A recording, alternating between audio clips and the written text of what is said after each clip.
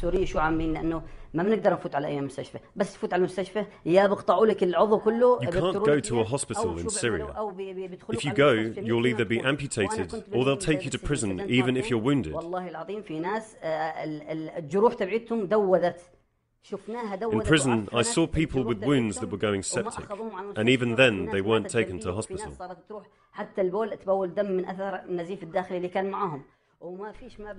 The man telling his story has fled to Jordan. It is February 2012. The Syrian conflict is already in its second year, and healthcare has been turned into a weapon of war. Hospitals are targeted by government forces, doctors are tortured or imprisoned, wounded and abused.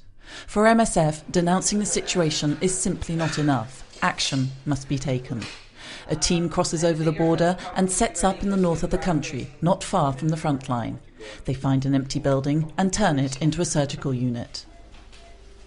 En 3 jours, on était capable de transformer cette maison en un hôpital avec. In 3 days, we managed to turn this house into a hospital with around 15 beds, an intensive care unit with 3 or 4 beds, a resuscitation room, a recovery room, an operating theatre, a small laboratory and a sterilisation room. And I remember the first patient started to arrive on June the 22nd. The team has been working in the hospital in Idlib province for over 9 months now. MSF has since opened 2 other hospitals in the country, but the relief effort is all too insufficient for a people devastated by a conflict marked by extreme violence. For the last 2 years, we have been really suffering from the shortage of drugs and medical supplies for diseases like diabetes, like blood pressure, cancer. There are more heart attacks too.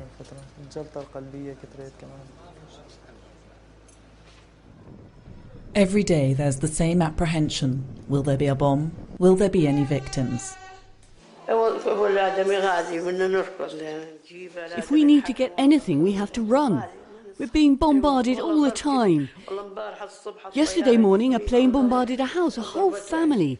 32 people in one house. Victims of the conflict suffering from bullet or shrapnel wounds are first treated in advanced medical posts before being taken to a hospital away from the front line. I wish such health facilities could be set up closer, further inside Syria. It's difficult to come here, even when it's 50 or 60 kilometers away. It's still a long way.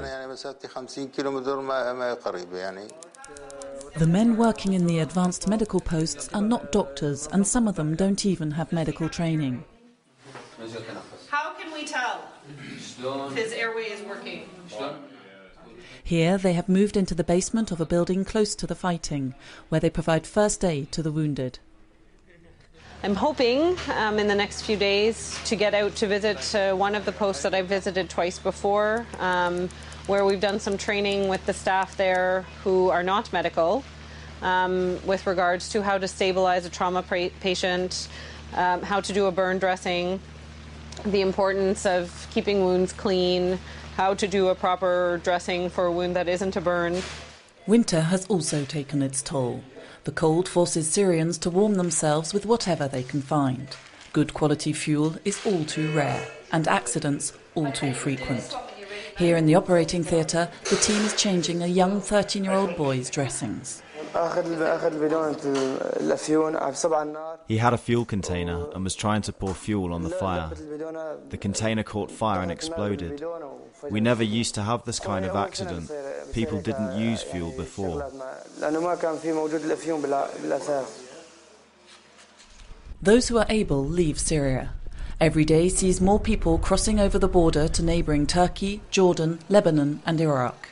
Dami's refugee camp in Iraq was designed to host 1,000 families. 50,000 people are now living there. There are many families who fled on the same night as us. There was a huge number of people fleeing, maybe 200 families, even more.